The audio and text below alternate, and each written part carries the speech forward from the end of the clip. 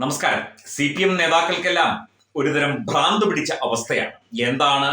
ഏതാണ് പറയുന്നത് എന്ന് പോലും സ്വയം തിരിച്ചറിയാൻ പോലും കഴിയാത്ത ഭീകരാവസ്ഥയിലൂടെയാണ് CPM-ന്റെ നേതാക്കൾ കടന്നു പോകുന്നത്.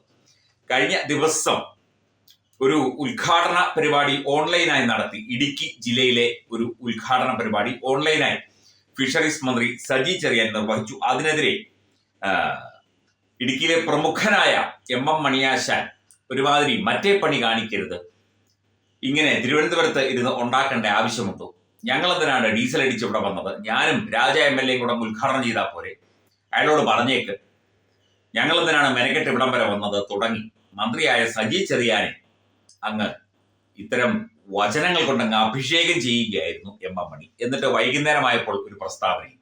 CPM നേതാക്കൾ അസഭ്യം പറയുന്നവരല്ല, മാന്യമായി സംസാരിക്കുന്നവരാണ്. എന്ത് പറഞ്ഞാലും ഒരു നാട്ടുഭാഷ, അത് നേരത്തെ തന്നെ എന്ത് പറഞ്ഞാലും ഒരു നാട്ടുഭാഷ എന്ന ഒരു ന്യായീകരണം MM മണിയാശാന് പലപ്പോഴും ഉണ്ട്.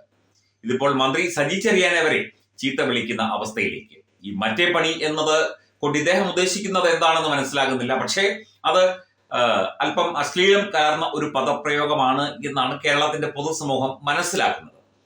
ഇനി മറ്റേ പണി എന്ന് പറഞ്ഞാൽ തൂമ്പാപ്പണിയല്ല, ഇനി മരം കയറുന്ന പണി, അല്ലെങ്കിൽ വള്ളം തുഴയുന്ന പണി, അല്ലെങ്കിൽ കൃഷി ചെയ്യുന്ന പണി, അല്ലെങ്കിൽ സർക്കാർ ഉദ്യോഗം, ഇതൊക്കെയാണ്. ഞാൻ വേറെ വാക്കൊന്നും പറഞ്ഞില്ലല്ലോ. മറ്റേ എന്നത് ഒരു അസഭ്യമല്ല, പണി എന്നതും ഒരു അസഭ്യമല്ല എന്ന് പറഞ്ഞ പുതിയ ന്യായീകരണങ്ങൾ വരുമായിരിക്കും.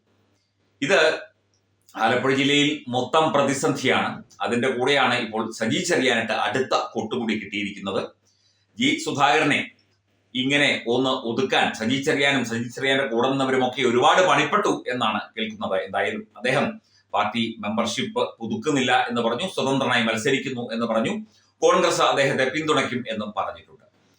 CPM നേതാക്കളുടെ വായിലിരിക്കുന്നത് തന്നെയും അവരുടെ മനസ്സിലിരിക്കുന്നത് തന്നെയാണ് അവർക്കും അവരുടെ പാർട്ടിക്കും വലിയ ബുദ്ധിമുട്ട് ഉണ്ടാക്കുന്നത്. യാതൊരു അടിസ്ഥാനവുമില്ലാത്ത കാര്യങ്ങൾ വിളിച്ചു പറയുക, യാതൊരു നിലവാരവുമില്ലാതെ സംസാരിക്കുക, ഇതൊക്കെ ജനങ്ങൾ കേൾക്കുന്നുണ്ട്. ജനങ്ങൾ ഇതൊക്കെ തന്നെ വാർത്തകളായി ഒക്കെ തന്നെ പ്രചരിപ്പിക്കും. സത്യമായി ഇതിന്റെ വീഡിയോ സഹിതം പ്രചരിപ്പിക്കും. അവർ തിരിച്ചറിയും എന്നുള്ള ഒരു പൊതുബോധം പോലും ഇല്ലാതെയാണ് MM മണിയെ പോലുള്ള ആളുകൾ ഇത്തരം പദപ്രയോഗങ്ങൾ നടത്തുന്നത്. എന്ത് വേണമെങ്കിലും ആർക്കും പറയാനുള്ള സ്വാതന്ത്ര്യം ഒന്നും ഒരു പൊതു ഇടത്തിൽ ഇല്ല. അദ്ദേഹത്തിന്റെ വീട്ടിൽ പോയി ആരെ വേണമെങ്കിലും ചീത്ത പറയാം, മറ്റേ പണി എന്ന് പറയാം, എന്ത് വേണമെങ്കിലും പറയാം. പക്ഷേ ഒരു പൊതുവേദിയിൽ ഇരുന്നു കൊണ്ട് അദ്ദേഹത്തിന്റെ തന്നെ പാർട്ടിയിൽപ്പെട്ട ഒരു മന്ത്രിയെയാണ് ഇത്തരത്തിൽ പറയുന്നത്. ഇതിപ്പോൾ ഇദ്ദേഹത്തെ അവിടെ അതിഥിയായി ക്ഷണിച്ച് സജി ചെറിയാൻ പ്രധാന ഉദ്ഘാടകനായതിന്റെ ഒരു ചുരുക്ക് കൂടി ആയിരിക്കാം ചിലപ്പോൾ ഇത്തരത്തിൽ അദ്ദേഹം പറയാനായിട്ട് കാരണം എന്നും ചില പാർട്ടി സഖാക്കൾ തന്നെ വെളിപ്പെടുത്തുന്നുണ്ട്.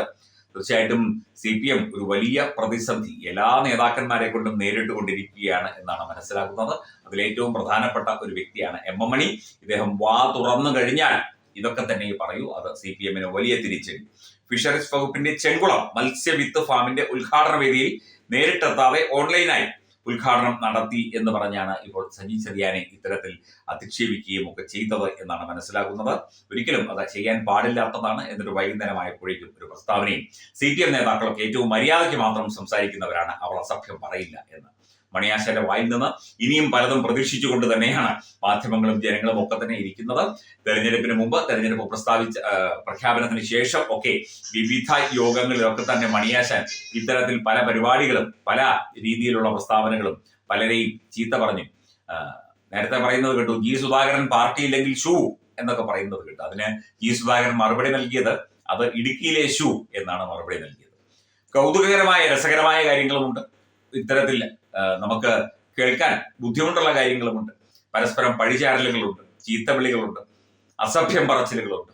ഇതൊക്കെയാണ് കേരളത്തിൽ ഇപ്പോൾ കലങ്ങി മറിഞ്ഞ് മലീമസമായി കൊണ്ടിരിക്കുന്ന രാഷ്ട്രീയ അവസ്ഥ എന്നത് കേരളത്തിലെ ജനങ്ങളുടെ ദൗർഭാഗ്യം എന്നല്ലാതെ ഒന്നും പറയാനില്ല.